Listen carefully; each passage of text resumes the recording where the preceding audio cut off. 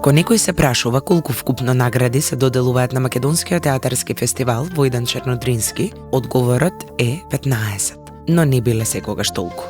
Во првите 15 на години наградите биле доделувани само во неколку категории: режија, текст на современа домашна драма, актерски остварувања и уметничко остварување на представата во целина. На сите досегашни фестивали биле доделени единствено наградата за режија и наградите за актерско остварување, кои пак се најбројни, вкупно 358.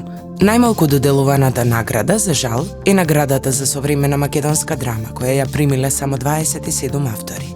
За долговечни награди се сметаат и наградата за сценографија и наградата за костимографија, воведени во 1966 и 1967 година.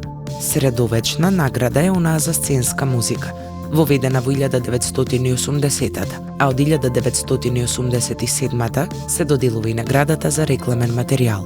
Најмладата награда е онаа за кореографија и сценски движења. Востановена е во 2003 година и доделена е само 18 пати.